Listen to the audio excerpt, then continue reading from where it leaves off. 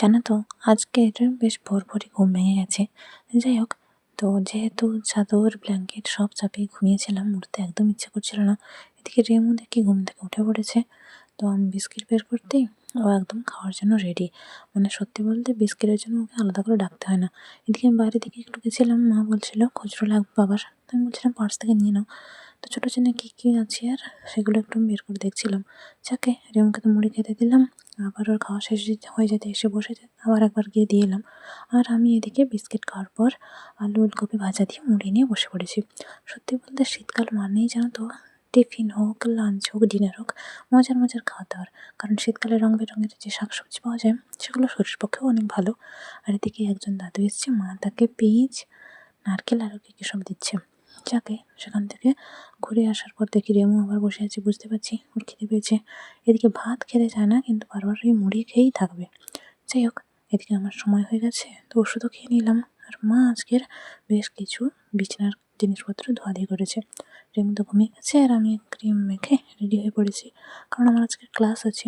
যেহেতু একটু বেলার দিকে, সেজন্য দেরি করেই বেরোচ্ছি। এদিকে প্রকৃতির সমস্ত জিনিসপত্র দেখতে দেখতে যাচ্ছিলাম। এমনিতে আবহাওয়াটাও আজকে দারুণ লাগছে বেশ। একটা ভিডিও করছিলাম আর একজন দাদুর সাথেও দেখা হয়ে গেল। কথা বলে ঝটপট চলে এলাম। এসে যখন দেখি তেমন বিশেষ কেউ আসেনি। যাই হোক, তো বিভিন্ন হাসি মজার মাধ্যমে ক্লাসটা চলছে।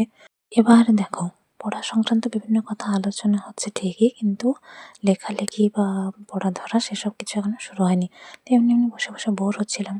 এদিকে আমার কাছ থেকে খাতা নিয়ে একজন পড়া তুলছে, আর হুট করে কল আসে যে একটা পার্সেল আছে ফ্লিপকার্ট থেকে।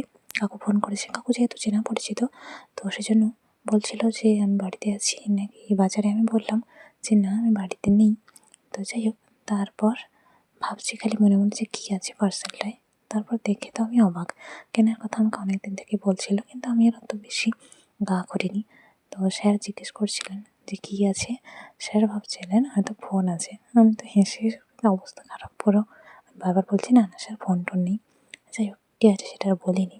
তো আমি শুধু ভাবছি কখন বাড়ি যাব, কখন পার্সেলটা খুলবো।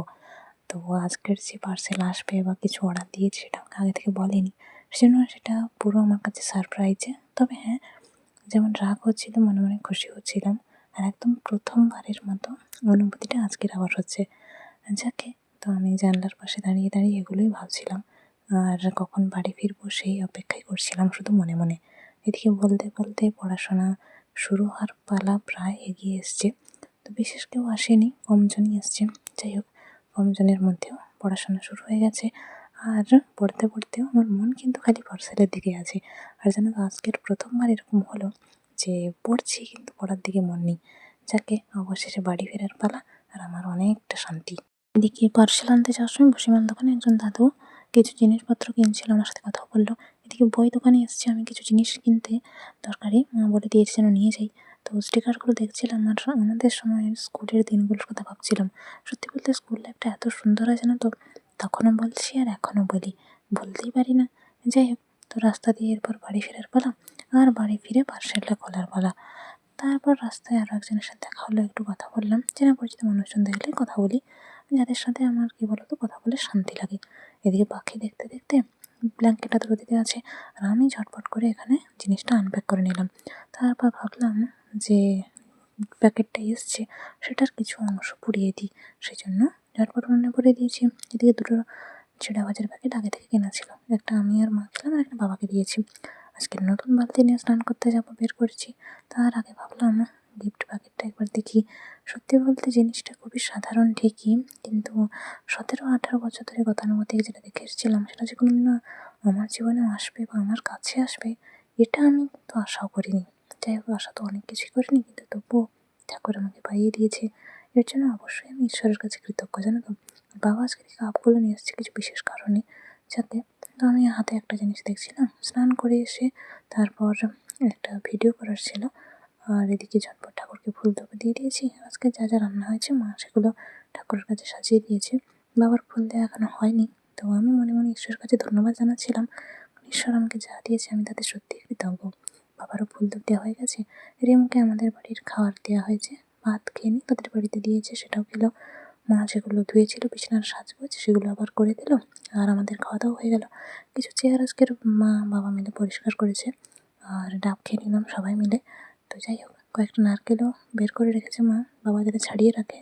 আর এই ডাবটা কিন্তু অনেক বড়, তাই সবাই ভাগাভাগি করে খেয়েছি। রেমো তো এসে ঘুমিয়ে পড়েছে, আর বাবা জায়গাগুলো কিছু পরিষ্কার করছে, কারণ আজকের বিকেলের দিকে একটা মিটিং আছে সেই জন্য। আর আমি এখানে কাগজ নিয়ে ঘুরঘুর করছি, দেখছি যাকে। তো সমস্ত কিছু করে রেখেছে ঠিকই, মা বলছিল চোখে ওষুধটা দিয়ে দিতে, তো দিয়ে দিলাম। আমিও একটু শুয়েছি, বাবা তো শোয়নি, বাগানের দিকে গাছে জল দিতে গেছে। তারপর বিকেলবেলা আলোচনা হচ্ছিল ঠিকই, মানে বাড়ি ভাঙা নিয়ে, কিন্তু কি বলতো, এই আলোচনায় কোনো যে সমাধান হবে না, কিছু হবে না, সেটা আমি জানতাম। যাই হোক, কিছু সমাধানও হয়নি। লাভের মধ্যে হয়েছে এটাই যে আমি আজকের একটা নতুন কাপে চা খেলাম। নতুন কাপ বলতে আমার কাছে নতুন, আমি আগে খাইনি এই কাপে চা, কেনা হয়েছিল অনেক আগে থেকেই। যাই হোক, ওই যে বলে না কথায়, যে যার ভগবান আছে তার আর কেউ না থাকলেও চলবে, এক্ষেত্রে ব্যাপারটাও তাই। রেমো তো আমার ঘুমিয়ে গেছে, আর এই যে আজকে সন্ধ্যেবেলা বাদাম ভাজা মুড়ি আর চা। চা আসলে আবার নতুন করে করা হয়নি, তখন যে করা গেছিলো আরও বেশি ছিল, সেটাই আমি আর বাবা ভাগাভাগি করে খেয়েছি, মা আর খাইনি। তো রিমকে রাতে খেতে দিয়ে দিলাম। আর একটা বিষয় হচ্ছে কি জানো তো, বাবা যেটা বিকেলের দিকে গিয়ে দেখলো, বাগানেরও অনেক শাকসবজি গাছ গরু বা ষাঁড় খেয়ে নিয়েছে।